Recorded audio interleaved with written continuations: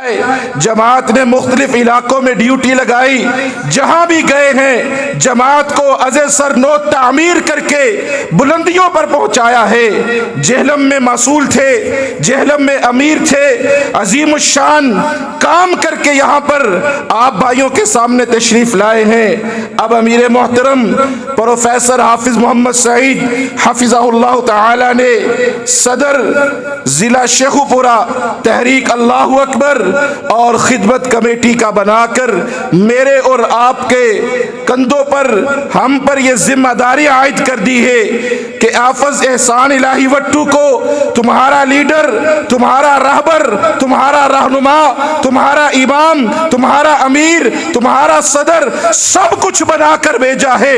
इंशाअल्लाह हम मस्जिद में बैठकर अल्लाहु अकबर की तहरीक के लिए, खिदमत के लिए, जमात के लिए, जिहाद के लिए इस बात का अहद करते हैं शाना बशाना अपने अमीर के साथ चलेंगे, कदम कदम अपने अमीर के साथ खड़े होंगे।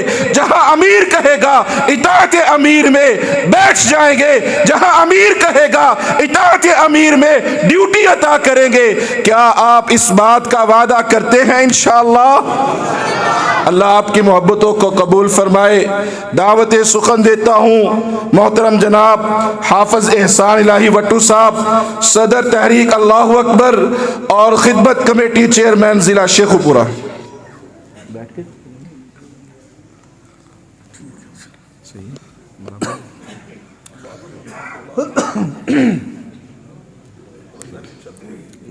ठीक है। अस्सलामु अलैकुम वरहमतुल्लाहि वबरकातुहू। अल्हम्दुलिल्लाहिल्लज़ी लम यत्तखिज़ वलदा वलम यकुल लहू शरीकुन फिल मुल्क वलम यकुल लहू वलिय्युम मिनज़-ज़ुल्लि वकब्बिरहु तकबीरा। अल्लाहुम्मा सल्लि व सल्लिम अला सय्यिदिना मुहम्मदिन व आलिहि व अस्हाबिहि व अहलि बैतिहि व मन तबिअहुम इला यौमिद्दीन। क़ाल अल्लाहु अज़्ज़ा व जल फ़िल क़ुरआनिल मजीद वल फ़ुरक़ानिल हकीम। अऊज़ु बिल्लाहि मिनश शैतानिर रजीम। बिस्मिल्लाहिर रहमानिर रहीम। अल यौमा अकमलतु लकुम दीनकुम व अतममतु अलैकुम नेमती। हज़रात ग्रामी, दीन इस्लाम एक मुकम्मल ज़ाब्ता हयात है और दीन इस्लाम पर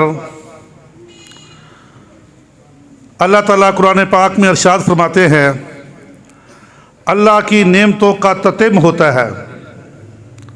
ये सूरज, ये चाँद, ये दूध, ये पानी, ये खुराक, ये गर्मी, ये सर्दी, ये वापटा, बिजली, गैस, ये सारी अल्लाह की नेमतें हैं। लेकिन अल्लाह के यहाँ जो सबसे बड़ी नेमत है वो दीन इस्लाम है। और दीन इस्लाम पर अल्लाह ताला अपनी किताब में इरशाद फरमाते हैं कि मेरी नेमतों का ततिम, नेमतों की इंतहा दीन इस्लाम के ऊपर होती है। दीन का मिल जाना, अल्लाह का मिल जाना, अल्लाह के रसूल का मिल जाना, ये सबसे बड़ी इंसान पर अल्लाह की नेमत है। तो इसके साथ ही दीन इस्लाम को इस्लाम ने मुकम्मल ज़ाब्ता हयात कहा है कि सिर्फ दीन इस्लाम मस्जिद तक महदूद नहीं, बाज़ार में, अदालत में, मस्जिद में, आपके मुकम्मल मुआशरे में, खुशी गमी में, मईशत और मुआशरत में दीन इस्लाम का हर जगह मुकाम है। बल्कि अदल व इंसाफ का तकाज़ा आया तो सूरह अल-माइदा में अल्लाह ने फरमाया, वमन लम यहकुम बिमा अनज़लल्लाहु फउलाइका हुमुल फासिकून। वमन लम यहकुम बिमा अनज़लल्लाहु फउलाइका हुमुल ज़ालिमून। वमन लम यहकुम बिमा अनज़लल्लाहु फउलाइका हुमुल काफिरून।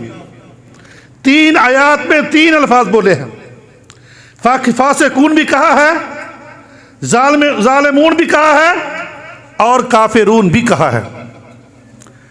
इसमें मुहद्दिसीन ने, मुफस्सिरीन ने लिखा यह है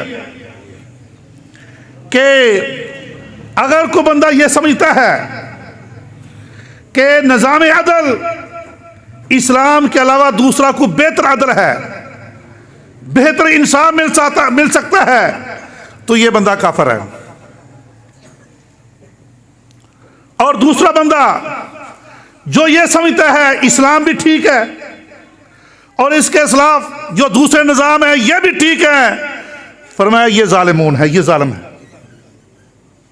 और तीसरा बंदा जो इस्लाम के होते हुए, इस्लाम मौजूद है लेकिन किसी और से जाके फैसला करवाता है, चलो यहां से भी फैसला करवा लेते हैं, लेकिन इस्लाम को बेहतर समझता है, फरमाया ये फासिक है,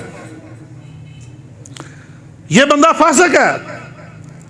देख लो मेरे अजीज भाइयों, हम कहां खड़े हैं। सिर्फ मोमिन बंदा वो है, मुस्लिम वो है, वो ये समझे कि इस्लाम के मुकाबला में कोई भी दीन बेहतर नहीं है, अदल और इंसाफ का कोई भी निज़ाम ठीक नहीं है। अगर सबसे बेहतरीन निज़ाम अदल और इंसाफ का जो है वो इस्लाम के पास है, फरमाया ये मोमिन सही मानों में मुसलमान बंदा है। तो मैं चंद बातें करूंगा।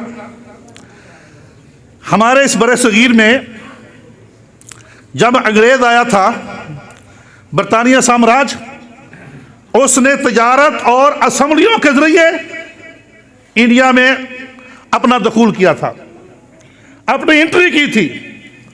और ये इसी दो निज़ामों के जरिए या दो तरीकों के सबब तजारत और असम्बलियां 100 साल तक हुकूमत करते रहे। खैर 1906 की बात, 1906 में जब ये हालात पैदा हुए तो मुसलमानों ने बगावत पैदा की, और जब बगावत हुई तो हमारे कायदीन ने, हमारे काबिरीन ने, अहले सुन्ना वल जमात मुसलमानों ने अंग्रेज के खिलाफ बगावत की और ऐलान जंग, ऐलान जिहाद किया। खैर बड़ी कुर्बानियां पेश हुई, बड़ा जिहाद हुआ, बरतानिया के खिलाफ लोगों ने बड़ी कुर्बानियां दी, जेलों में गए, शहादतें हो गई, बच्चे यतीम हो गए, औरतें बेवा हो गई, और उन्होंने जुल्म की इंतहा की। आपको तारीख की किताबें पढ़े कि इस पंजाब से लोगों को गिरफ्तार करते पकड़ते, और ये श्रीलंका के आगे जो जजीरे हैं, काला पानी की सलाएं, उन जजीरों में जाके इन कैदियों को भेजते रहे। खैर अल मुख्तर वक्त ऐसा आया कि बरतानिया यहां से भागने पे मजबूर हुआ। जब वो भागने पे मजबूर हुआ तो इस वक्त हालात ये थे, अहले इल्म, मुजाहिदीन, मुसलमान ये जिहाद कर रहे थे, और मुसलमानों के बीचों में कुछ लोग उनके एजेंट थे, उनके पिट्ठू थे, उनकी नौकरियां करते, उनकी मुखबिरियां करते। और जब ये बरतानिया जा रहा था, उन्होंने कहा कि हम तो जा रहे हैं, अब तुमने क्या करना है, यहां घोड़े भगा लो, जितने तक सुबह से लेकर शाम तक तुम्हारा घोड़ा भागेगा, वो जायदाद, वो प्रॉपर्टी, वो जमीन तुम्हारी होगी। और ये साजिश की। फिर लोगों ने, मैं उन लोगों को जानता हूं, उन लोगों ने ये बात का एतराफ किया कि मेरे बाप को अंग्रेज ने कहा था सुबह से लेकर शाम तक जितना तेरा घोड़ा भागेगा उतनी तेरी प्रॉपर्टी जायदाद होगी। और खैर उन्होंने ये साजिश की, इनको जायदादों से, प्रॉपर्टियों से, जमीनों से नवाजा, और साथ ये निजाम दिया कि जो गांव का नंबरदार होगा उसको 25 एकड़ जमीन मिलेगी, 25 एकड़ जमीन। और जो गांव में घोड़ी पाल होगा, घोड़ी रखेगा अंग्रेज के लिए, उसको भी 25 एकड़ जमीन मिलेगी। जब ये टोबा, ये उकाड़ा, ये साहिवाल यहां जमीनों की तकसीम हो रही थी, उस वक्त नंबरदार को भी और घोड़ी पाल को भी 25-25 एकड़ जमीन दी जा रही थी। और इसमें कहा तुमने नमाजें भी पढ़नी है, आखिर तुम मुसलमान हो, तो हम तुम्हारे इमाम का भी ख्याल करते हैं, इमाम को 2 एकड़ जमीन देंगे। अब जरा अंदाजा करना, चौकीदार गांव का, नाई और वंगारी, इस तरह लोहार और तनखान, इनको 2-2 एकड़ जमीन, और ये लोग दर्जा चहारम के लोग थे। वहां के जो वडेरे सरदार थे, नंबरदार को 25 एकड़ जमीन। ये साजिश ये थी कि चौकीदार का जो दर्जा है, दर्जा चहारम का दर्जा चौकीदार को मिलेगा, मस्जिद के इमाम को भी दर्जा चौकीदार के बराबर, और जो नंबरदार हमारी मुखबिरी करेगा, हमारी बातें मानेगा, उसको 25 एकड़ जमीन मिलेगी। यह साजिश हुई। अल्लाह के नबी सल्लल्लाहु अलैहि वसल्लम के दौर में यह नहीं थी। अल्लाह के नबी के दौर में जो इमाम था वही नंबरदार था, जो इमाम था वही काजी था। अब अंग्रेज ने यह तकसीम की, फिर इन वडेरों ने अंग्रेज के जाने के बाद पाकिस्तान की सियासत में आ गए। अब यह समझते हैं कि मौलवी का हक यह है मिंबर और मसल्ला, असेंबलियों का हक हमारा है, नंबरदारी का हक हमारा है। और ये उस वक्त से लेकर, ये पाकिस्तान के कुछ ज्यादा खानदान नहीं है, ये 50 के करीब खानदान होंगे। उस वक्त से बड़े बड़े जागीरदार इस रुपए पैसा की बुनियाद पर, अपने माल की बुनियाद पर वो वजारतें करते रहे, वो हुकूमतें करते रहे।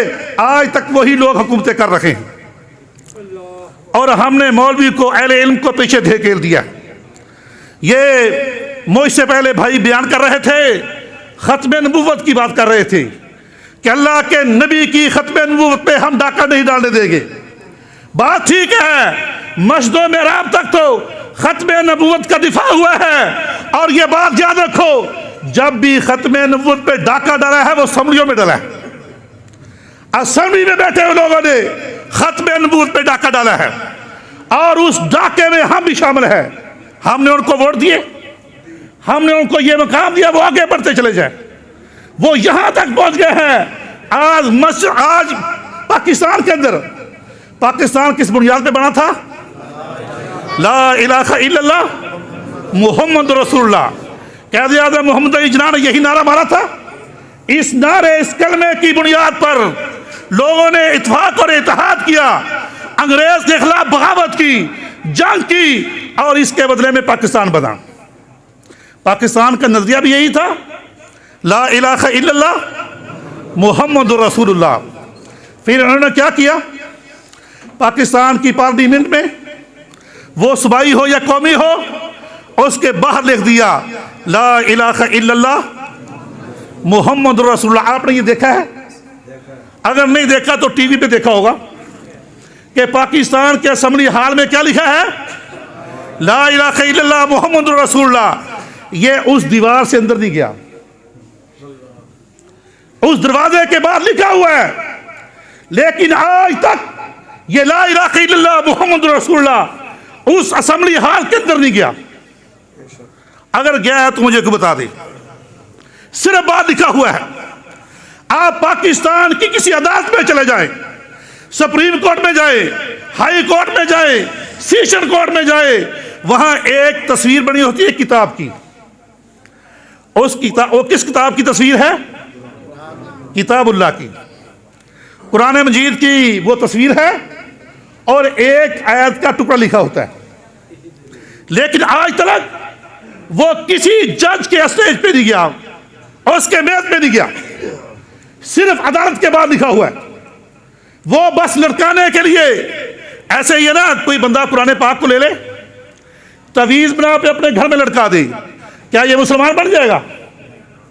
जब तक कुरान को पढ़ेगा नहीं, उसके ऊपर अमल नहीं करेगा, ये मुसलमान नहीं बन सकता। और आज तक 70 साल हो गए हैं, ये वो किताब की तस्वीर। ठीक है, तस्वीर को बढ़ाओ, लेकिन जो कुरान है, जो अल्लाह की किताब है, इसको काजी के सामने भी बचाओ, जज के पास भी जाए, और जज जो फैसला करे इस कुरान के ऊपर फैसला करे, अल्लाह के नबी के फरमान के ऊपर फैसला करे। तो आओ फिर मेरे अजीज भाइयों, हमने ये देखा 70 साल हम इनको वोट देते रहे, इनकी सपोर्ट करते रहे, लेकिन जिहादी लोगों ने जिहाद किया। कारगिल के मौके पे जब कारगिल पे चढ़ाई हुई, कश्मीर का मसला आया, तो आपको पता है, मैं इशारा करता चलूं, तो उस वक्त भी जो साजिश हुई थी वो असेंबली वाले लोगों ने की थी। कश्मीर के कारगिल के मसले को हल नहीं करने दिया। अगर जब भी कोई मसला होता है, इस्लाम का मसला, दीन का मसला, मुसलमानों की बका का मसला, मुसलमानों की इज्जतों का मसला, ये साजिशें कौन करते हैं? असेंबलियों वाले करते हैं। अब हाफिज सईद, आपको पता है, नजरें बंद है, और वो नजर बंद कई सालों से है। उनका जुर्म क्या है? फलस्तीन के मजलूम मुसलमानों की मदद की, कश्मीर के मजलूम मुसलमानों की मदद की, बर्मा के मजलूम मुसलमानों की मदद की। इन लोगों ने असेंबलियों में बैठ के साजिश की कि इन्होंने इन मजलूम मुसलमानों की मदद क्यों की है। इसके जुर्म में जमात को बयान किया और हाफिज सईद को नजरबंद कर दिया। क्या यह जुर्म है? इसलिए मेरे भाइयों, ये बात याद रखो, खत्मे नबुव्वत का दिफा, जिहाद का दिफा भी हम हर हाल में करेंगे, हर मौके पे करेंगे, हर जगह पे करेंगे। अगर जिहाद का मसला होया, हम जिहाद करेंगे। कश्मीर, हिंदुस्तान में, अफगानिस्तान में जिहाद करने की जरूरत पड़ी तो हम जिहाद भी करेंगे। अगर ये सहाफत के मौके पे आके, सहाफत के जरिए आके साजिश करेंगे, हम सहाफत के मैदान में भी जिहाद करेंगे। अगर इन लोगों ने तिजारत के मौके में, तिजारत में आके साजिश की इस्लाम के खिलाफ, खत्मे नबूवत के खिलाफ, हम तिजारत भी करेंगे। और अगर ये लंबा अरसा से सियासत में आके ये साजिशें कर रहे हैं, अब हमने अज़म कर लिया है, हमने सियासत के मैदान में भी आना है और इस्लाम का दिफा करना है, मुसलमानों का दिफा करना है, इनकी साजिशों को नाकाम करना है और खत्मे नबूवत का भी दिफा करना है। क्या मेरे साथ इस बात का इत्तेफाक करते हैं? इंशाअल्लाहुल अज़ीज़ हमने ये काम करना है और करके रहेंगे इंशाअल्लाह। देखिए, जब जिहाद का मसला हुआ तो पाकिस्तान में सबसे ज्यादा जो साजिश करते थे वो एनजीओज थी। यूरोप की एनजीओज, अफ्रीका की, यहूदियों की एनजीओज पाकिस्तान में आती और उन एनजीओज में CIA के, मुसाद के, पूरे यूरोप के मुल्कों के एजेंट पाकिस्तान में आके अपना काम करते थे। फिर क्या हुआ? इन एनजीओज के खिलाफ आपकी जमात का एक शोबा FIF ने काम किया। आपको याद है? FIF ने काम किया।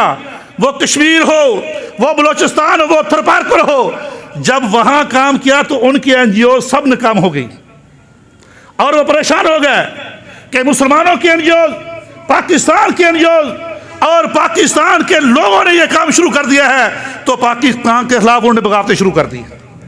बिलाखिर उन्होंने ये साजिश करते हुए इन असेंबलियों के जरिए हमारी FIF एनजीओ के ऊपर भी पाबंदी लगाई। तो खैर, मैं ये इशारे कर रहा था मेरे अजीज भाइयों, बात यह है कि हमने अभी इंशाअल्लाह क्या करना है, सियासत में आना है और सियासत में आके क्या करना है, पाकिस्तान को बचाना है, पाकिस्तान के मजलूम मुसलमानों को बचाना है और मुसलमानों के साथ इस्लाम को बचाना है। और इस्लाम को बचाने के बाद ये जो कलमा पार्लियामेंट के बाद लिखा है, ला इलाहा इल्लल्लाह मुहम्मद रसूलुल्लाह, इसको स्टेज पे लेके जाना है। वहां वही बंदा जाएगा जो कलमे की पूरा एहतराम करेगा और इस कलमे के ऊपर उसका मरना और जीना होगा।